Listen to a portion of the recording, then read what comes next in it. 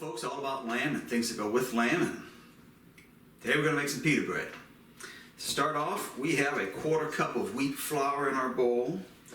We are going to add a cup of warm water to that. A little stir. We're going to add about a teaspoon of honey. You could also add sugar. I'm going to add honey. Get that in there. And 2½ teaspoons of yeast.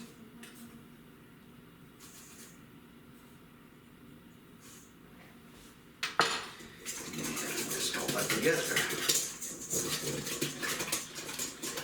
We're going to let this set for about 15 minutes to allow that yeast and honey and wheat flour to proof. And I'd also already measured out 2½ cups of just all-purpose flour with 1.5 teaspoons of salt. And once this is done proofing, we'll add the flour and mix it and get going on our pita. So I've set up my blender with the dough hook, and my yeast and wheat flour has started to proof and getting all fluffy. So now we're going to start adding the 2½ cups of flour and the salt, which is in the bowl here.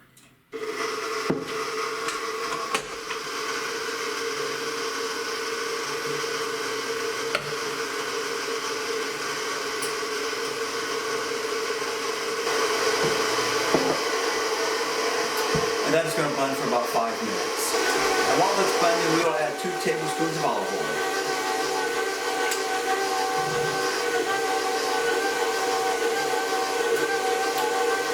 Next, we'll knead this by hand a little bit also. It's got a nice consistency. Slightly tacky. It's good.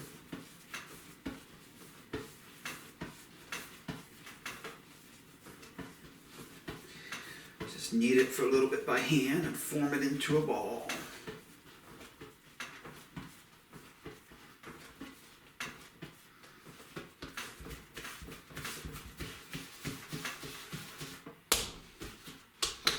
Alright, gonna put a little olive oil in the bottom of my bowl.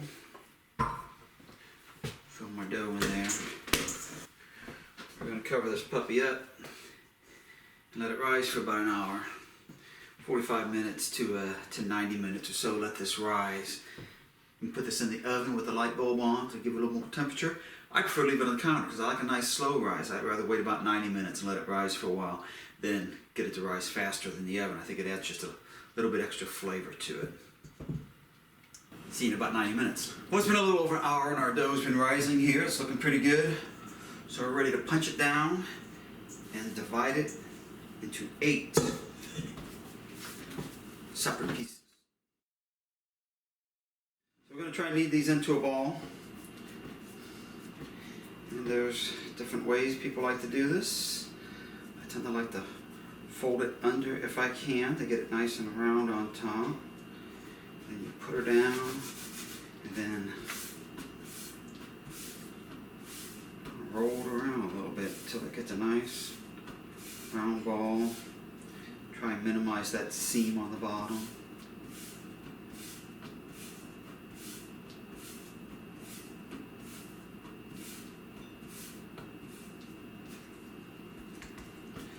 There.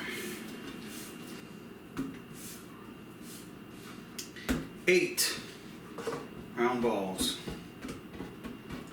of dough. Next step, a little more flour, rolling pin. I'm going to try to make these nice and round, about 7 inches in diameter, 1/4 inch thick.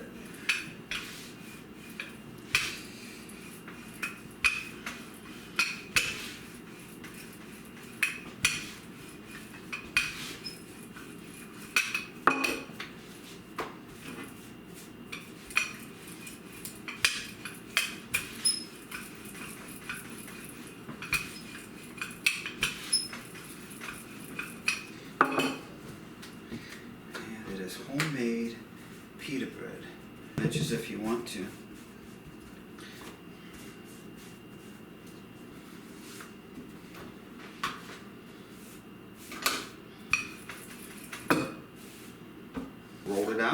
trying to be a 1/4 inch thick. Not quite a 1/4 inch, but it'll be all right. So once again, we will line these critters up on the table here.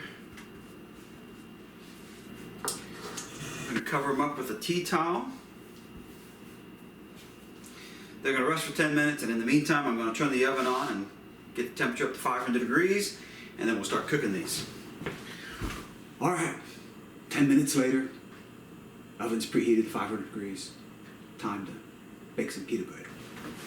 I'm going to put the pita bread on my pizza slip, which holds 3 of them nicely, and then we're going to slide them off onto the pizza stone inside the oven. These are going to cook for 2 minutes on each side. Now, if you don't have a pizza slip, big old spatula works pretty good, but you only get them one at a time. Just scoop it up and slide it onto your pizza stone. If you don't have a pizza stone, some folks will heat this up on the stovetop in a cast iron skillet that's got a pretty high heat on it. I've never had much luck with that method. I prefer to put it in the oven. And we will repeat the process with the second batch. Pretty impressive there. The second batch, all 3 of them poofed up the way they're supposed to. Third batch, ready to go in. There you have it, folks. 9 nice little rounds of pita bread made here in the kitchen.